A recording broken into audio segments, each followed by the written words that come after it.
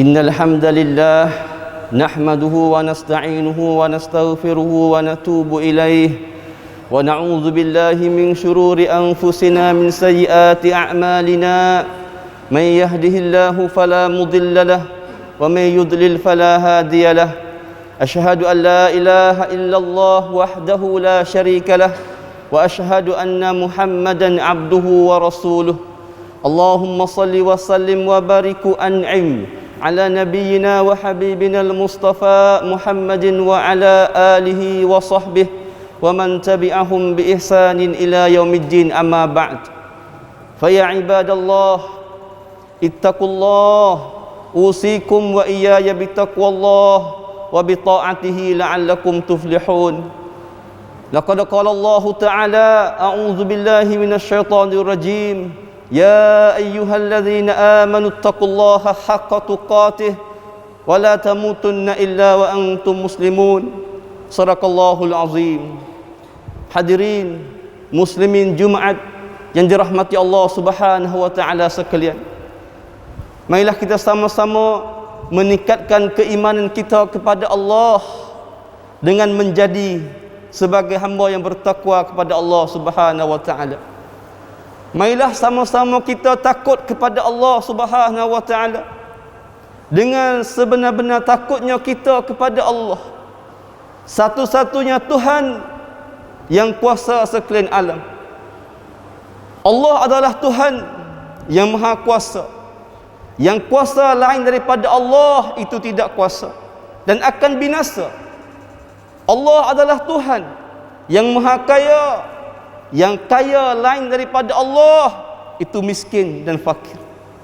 Muslimin yang dirahmati Allah Subhanahu wa taala sekalian. Takwa juga boleh memberi makna berbagai-bagai makna. Dan semua itu supaya untuk kita menjadi hamba yang lebih dekat kepada Allah Subhanahu wa taala. Apabila kita nilai dengan makna-makna takwa yang dibeli oleh para ulama, saya teringat Sayyidina Ali radhiyallahu anhu memberi makna takwa itu sendiri. Takwa adalah takut kepada Allah. Al-khawfu bil jalil. Dan takwa juga boleh memberi makna, yaitu kita turut apa suruhan Allah Subhanahu wa taala yang turun kepada kita. Dan kita sedia untuk nak tinggal segala larangan Allah Subhanahu wa taala yang dia turun kepada kita, yaitu beriman dengan Al-Quran Allah Subhanahu wa taala. Wal amalu bin tanzil. Dan takwa juga wahai hamba Allah, yaitu kita redha di atas segala pemberian Allah kepada kita walaupun sikit. Kita redha di atas segala pemberian Allah, tak kira tenaga yang Allah beri kepada kita, tak kira habuai rezeki hidup hari yang Allah ada cadangkan kepada kita. Kita sentiasa redha. War redha bil qalil, walaupun itu sikit. Dan takwa juga yaitu untuk kita mensiapkan amalan-amalan baik di atas muka bumi ini yang Allah bagi peluang hidup kepada kita dalam hidup harian kita. Bahkan sebaliknya kita kena ambil peluang yang Allah bagi ini untuk buat amalan baik sebagai bekalan. Mudah-mudahan satu hari yang kita tidak tahu bila Allah panggil kita kembali kepadanya, kita kembali kepada Allah dengan hati yang tenang, dengan hati yang tidak gosip. Sebagaimana Allah sebut dalam Al-Quran, yauma la yanfa'u malu wala banun illa man atallaha biqalbin salim. Di hari, iaitu hari hisab, hari akhirat, yang mana harta yang kita letih, penat, lelah atas muka bumi ini kejarnya harta itu. Wabanun, dan anak pinak yang kita didik dia, kalau dia berjaya, dia dekat dengan Allah, dia beriman dengan Allah, alhamdulillah. Tapi terus kita fikir, bagaimanakah kalau anak pinak yang kita didik selama ni dia adalah sebaliknya? Bahkan hari akhirat, harta benda, anak pinak tidak ada harga lagi jikalau benda itu atas muka bumi ini kita guna tidak kena cara Allah. Bahkan orang yang selamat, orang yang dijamin, orang yang dikatakan bertakwa kepada Allah, iaitu orang yang kembali kepada Allah biqalbin salim, hati yang tenang, hati yang lapang, hati yang rasa senggup, tak ada urusan ke apa. Sebab apa? Sebab semua dia fikir kata dia adalah orang yang berjaya kepada Allah Subhanahu wa taala. Hadirin muslimin yang dirahmati Allah Subhanahu wa taala, mungkin dalam khutbah ini saya akan kongsikan beberapa perkara yang berlaku dan kita anggap itu adalah ujian daripada Allah. Bahkan saya terbaca dalam beberapa kitab surat tulisan menjadi pengajaran bagi kita. Saya teringat makna takwa tadi, yang mungkin saya boleh ambil satu makna, mari sapa kepada kita, boleh pengajaran daripada saya yang kecil ini dan juga kepada kita semua wahai hamba Allah, iaitu ar-ridha biqalil. Kita reda di atas rezeki yang Allah bagi, tak kira apa-apa saja yang Allah bagi kepada kita, sama ada tenaga, rank, kesihatan, rezeki lain-lain pun kita reda walaupun dia sikit. Satu ketika wahai hamba Allah, berlaku di zaman tabi'in. Mungkin ramai orang dengar kisah ini. Kisah ini berlaku di zaman tabi'in. Seorang tabi'in nama Abu Qulabah, seorang tabi'in yang hebat, kibarut tabi'in. Dikatakan orang yang hebat di kalangan tua, di kalangan orang tabi'in. Dalam sejarah sebut ringkasnya, dia ni menghadapi satu ujian Allah yang sangat besar daripada dia. Sebab apa? Sebab dia ditawar oleh raja di zaman itu untuk jadi seorang pemimpin, untuk jadi seorang hakim yang jadi ketuanya di masa itu. Tapi oleh kerana hebatnya dia, solehnya dia, juruhnya dia dengan Allah, dia larikan diri. Dia partisip semua itu sebagai jawatan dunia. Dia partisip semua.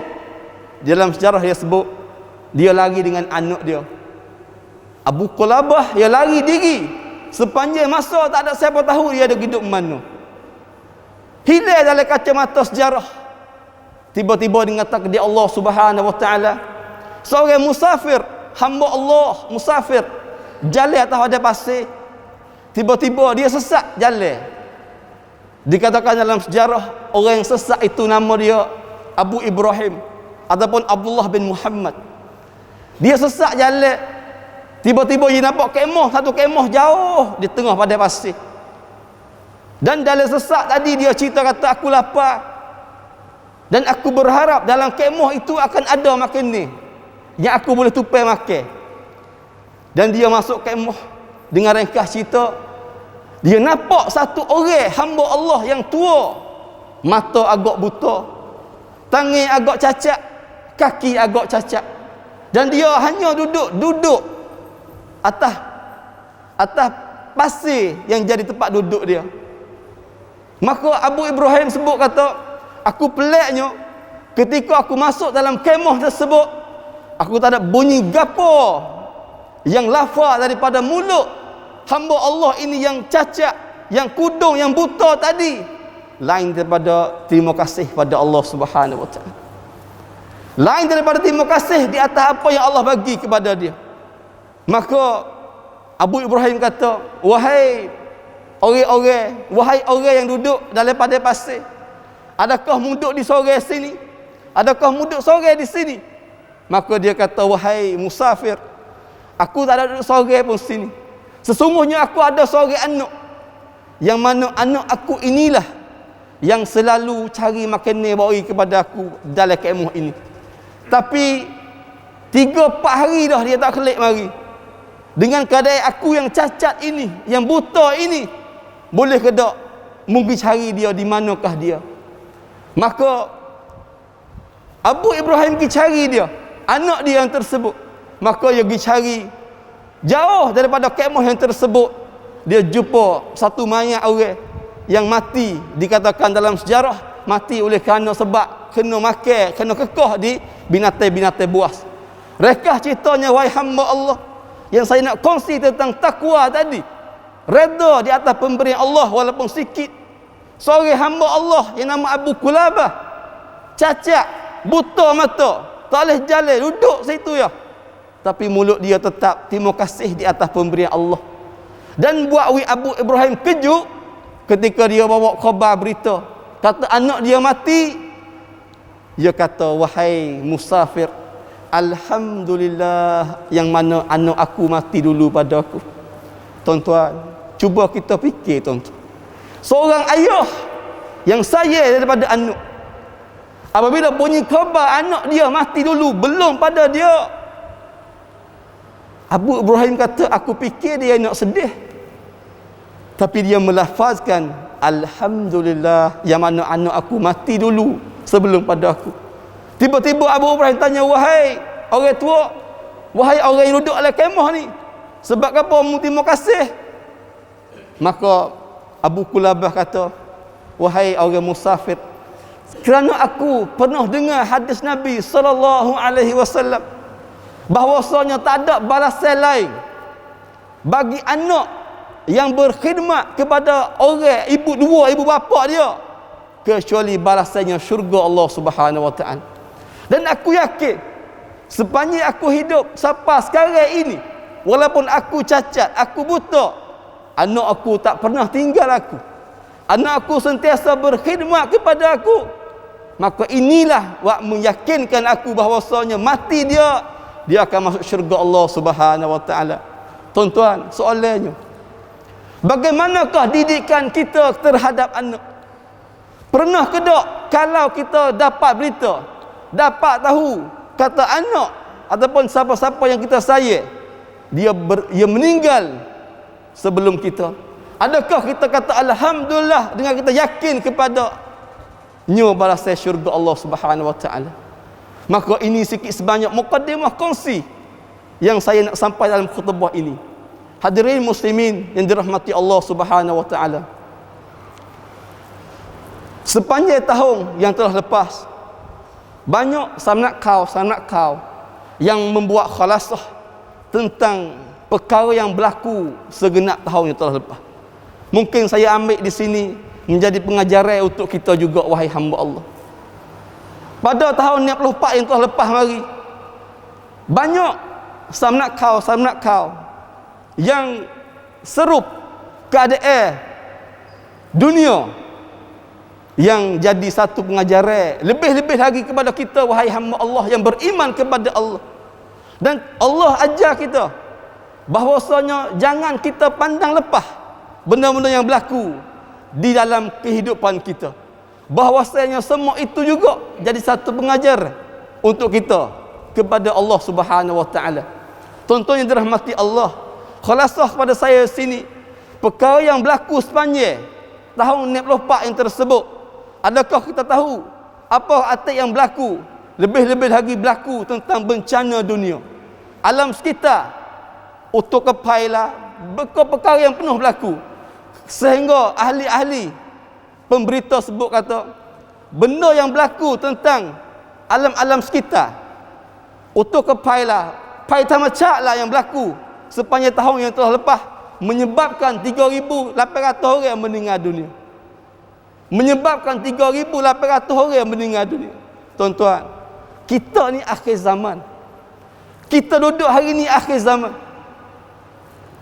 Pada tahun 2564, timbulnya satu jenis virus yang kaya ciri dia kayapan jadi delta yang menyebabkan ramai mati dalam dunia ini. 2564 banjir besar yang berlaku di Eropah, di Europe berlaku banjir besar, sehingga Perancis sebut kata banjir yang berlaku ini tak pernah berlaku di negeri Perancis hampir-hampir 100 tahun. Bahkan beberapa negeri di dalam Europe juga sebut kata bahwasanya tempat kami hampir-hampir 1000 tahun tak rasa berlaku banjir lagu ni. Di China berlaku banjir besar. Hampir-hampir ratusan tahun tak pernah berlaku banjir besar. Dan di mana-mana tempat yang berlaku bencana, kita boleh tengok awal-awal tahun, iaitu berlaku banjir besarnya di Malaysia, wahai hamba Allah. Semua itu yang saya nak sebut, kita orang yang beriman, adakah kita khabar itu adalah pesanan Allah? Itu adalah pesanan Allah kepada kita untuk kita buat siapa? Sebagaimana Allah sebut dalam Al-Quran sebagai pesan ni yang untuk kita nak ulang kaji, bahawasanya hakikat yang kita duduk atas muka bumi ini adalah akhir zaman, yang mana kita akan kembali semua kepada Allah Subhanahu wa taala. Allah sebut dalam surah As-Sajdah, wala nuziqannahum minal azabil adna dunal azabil akbar la'allahum yarji'un. Allah sebut kata apa yang berlaku di atas muka bumi ini, dia adalah ujian Allah. Walaupun kita tengok besar, tapi dia ada sikit saja, yang mana hakikatnya ujian Allah yang paling besar itu di akhir zaman, iaitu ketika kita kembali kepada Allah. Tuan-tuan yang dirahmati Allah Subhanahu wa taala, serius saya dalam khutbah ini untuk nak menyampaikan kepada kita, untuk nak menyerukan kepada kita, untuk kita ulang kaji kehidupan kita. Bahkan perkara yang berlaku di dalam kehidupan kita sepanjang tahun, yang kita kena khabar bahawasanya ini adalah pesanan Allah, untuk kita khabar dan untuk kita sedar. Bahkan sebaliknya, untuk kita menjadi insan yang tidak galik kepada Allah Subhanahu wa taala, untuk kita jadi insan yang tidak lalai dengan jalan Allah Subhanahu wa taala. Marilah kita sama-sama bersyukur dan sentiasa redha di atas segala pemberian Allah, walaupun dia adalah sikit saja kepada kita. Barakallahu li wa lakum fil Qur'anil azim, wa nafa'ni wa iyyakum bima fihi minal ayati wa dzikril hakim, wa taqabbala minni wa minkum tilawatahu innahu huwas samiul alim.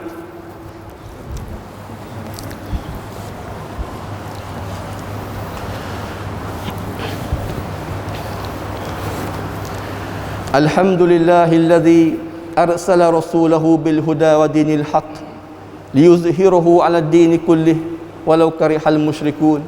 Asyhadu an la ilaha illallah wahdahu la syarika lah wa asyhadu anna Muhammadan abduhu wa rasuluh. Allahumma salli wa sallim wa barik wa an'im ala nabiyyina wa habibina al-Mustafa Muhammadin wa ala alihi wa sahbihi wa man tabi'uhum bi ihsani ila yaumiddin, amma ba'd. Fa ya ibadallah, ittaqullah, usikum wa iyaya bittaqwallah, faqad fazal muttaqun. Hadirin muslimin Jumaat yang dirahmati Allah Subhanahu wa taala sekalian, sekali lagi saya ingin menyerukan kepada diri saya sendiri dan juga kepada kita semua, wahai hamba Allah, marilah kita sama-sama bertakwa kepada Allah Subhanahu wa taala, dan takutkanlah kepada Allah, satu-satunya Tuhan yang kuasa sekalian alam. Dan tidak sempurna juga dalam kehidupan kita jikalau kita bertakwa dan kita tidak bertawakal kepada Allah Subhanahu wa taala. Maka marilah kita sama-sama bertakwa dan juga bertawakal kepada Allah Subhanahu wa taala. Kerana bertakwa dan juga bertawakal kepada Allah, Allah akan beri jalan keluar kepada kita. Allah akan beri jalan keluar kepada kita dengan kita tidak rasa sepitnya dalam kehidupan kita. Mungkin dalam khutbah ini ada satu cerita yang saya nak sampai kepada kita sebagai pengajaran. Cerita ini disebut dalam kitab Nasahihul Ibad yang disebut oleh Imam Ibn Hajar Al-Asqalani. Pengajaran daripada khutbah yang pertama tadi tentang ujian. Bagaimanakah kita nak menghadapi ujian-ujian Allah? Bagaimanakah kita nak tukar ujian itu jadi hikmat kepada kita selaku orang yang beriman kepada Allah? Apa saja yang berlaku sebelum ini, dan juga kita tak tahu apa lagi yang akan berlaku selepas ini.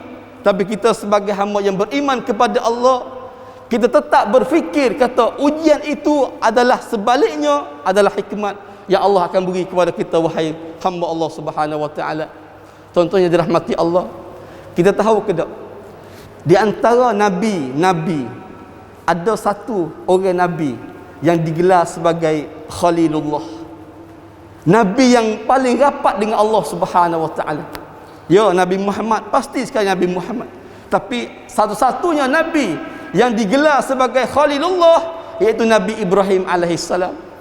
Nabi Ibrahim digelar sebagai Khalilullah sebab apa, wahai hamba Allah? Sebab Nabi Ibrahim akan pernah datang kepadanya banyak musibah-musibah, dan dia tetap bertegak teguh di jalan-jalan Allah Subhanahu wa taala. Para ulama menyebut ada beberapa perkara yang buat Nabi Ibrahim jadi Khalilullah. Ada beberapa perkara yang menyebabkan Nabi Ibrahim jadi hamba, jadi nabi yang rapat dengan Allah Subhanahu wa taala. Yang pertama, wahai hamba Allah, Nabi Ibrahim adalah nabi yang pilih perintah Allah yang pertama lebih daripada perintah manusia. Nabi Ibrahim adalah nabi yang tidak was-was sikit habuk pun dengan perintah Allah, bahkan perintah Allah lebih daripada perintah manusia. Kita tahu kisah Nabi Ibrahim alaihissalam. Nabi Ibrahim ni dia harap nak kepada anak lama, berdoa kepada Allah nak kepada zuriat. Allah uji dia puluhan tahun, uji dia. Akhir sekali Allah bagi anak kepada dia. Apabila Allah bagi anak kepada dia, bagaimanakah Allah uji dia pula, wahai hamba Allah? Apabila Allah bagi anak kepada dia, Allah suruh Nabi Ibrahim bunuh anak dia. Allah suruh Nabi Ibrahim bunuh anak dia, Nabi Ismail alaihi salam. Tapi kita lihat, wahai hamba Allah, kisah ini semua kita dengar. Yang saya nak ceritanya bahawasanya apakah Nabi Ibrahim laku kepada Allah, iaitu Nabi Ibrahim tak pernah was-was sikit abuk pun perkara yang dia sayang untuk kurban daripada Allah Subhanahu wa taala, kalau ini adalah perintah Allah Subhanahu wa taala. Sebab Nabi Ibrahim orang yang paling pilih perintah Allah dulu daripada perintah manusia lagi. Yang kedua, wahai hamba Allah, Nabi Ibrahim ni nabi yang tak pernah ragu-ragu, nabi yang tak pernah was-was, nabi yang tak pernah bimbang tentang rezeki Allah Subhanahu wa taala. Contohnya dirahmati Allah, 2-3 tahun belakang ni kita boleh tengok nasib manusia, kita boleh tengok keadaan manusia yang tunjuk apabila dia kena uji Allah. Baru-baru ni di Malaysia banjir besar. Sengok ada satu orang tua pergi ngadu kepada wartawan, pergi ngadu kepada Samnaka, kata dia nak mati. Dia nak mati, dia nak pilih mati daripada hidup. Sebab uji Allah besar sangat. Uji Allah yang beri kepada dia sangat besar. Tak ada gapo nak makan, umur tadi air, fikir nak mati, wahai hamba Allah. Sedangkan rezeki Allah adalah wajib. Rezeki Allah adalah wajib. Bahkan Nabi Ibrahim menyebabkan, ya Allah, gelar dia Khalilullah, orang yang rapat dengan Allah, sebab dia tak pernah ragu-ragu, tak pernah was-was dengan rezeki Allah. Terbaliknya kita hari ini, wahai hamba Allah, kita ni was-was dengan rezeki, tapi tidak was-was, tidak berfikir dengan syurga Allah. Yang mana rezeki benda wajib, syurga belum tentu, wahai hamba Allah. Maka jadikanlah pengajaran Nabi Ibrahim di antaranya satu, Nabi Ibrahim apabila kena uji pada dia, kena musibah kepadanya, dia lebih pilih perintah Allah lebih pada perintah manusia lagi. Walaupun itu akan tergadainya nyawa dia, kalau ini kerana Allah, dia redha. Yang kedua, Nabi Ibrahim tak pernah ragu-ragu dan was-was dengan rezeki Allah. Tadi saya sebut tentang ta'rif takwa. Redha bil qalil, redha dengan pemberian Allah walaupun itu sikit, tak pernah was-was. Marilah kita sama-sama ambil pengajaran dengan khutbah yang ringkas ini. Mudah-mudahan kita akan jadi hamba yang bertakwa, di masa yang sama bertawakal kepada Allah Subhanahu wa taala. Mudah-mudahan ujian yang melanda dalam kehidupan kita, dalam masyarakat kita, dalam keluarga kita, dia akan jadi satu hikmat yang Allah mendatangkan kebahagiaan dunia dan juga akhirat sana. Dan marilah kita sama-sama selawat kepada Nabi kita sallallahu alaihi wasallam, kerana Allah dan juga para malaikatnya sentiasa selawat kepadanya. Innallaha wa malaikatahu yusalluna 'alan nabi ya ayyuhalladzina amanu sallu 'alaihi wa sallimu taslima. Allahumma salli 'ala Muhammad wa 'ala ali Muhammad kama sallaita 'ala Ibrahim wa 'ala ali Ibrahim fil 'alamin innaka Hamidum Majid. Allahumma ansuril muslimina wal muslimat والمؤمنين والمؤمنات الأحياء منهم والأموات وقضي الحاجات. اللهم أحينا بالإيمان وأمتنا بالإيمان واحشرنا بالإيمان وأدخلنا جنة مع الإيمان برحمتك يا أرحم الراحمين.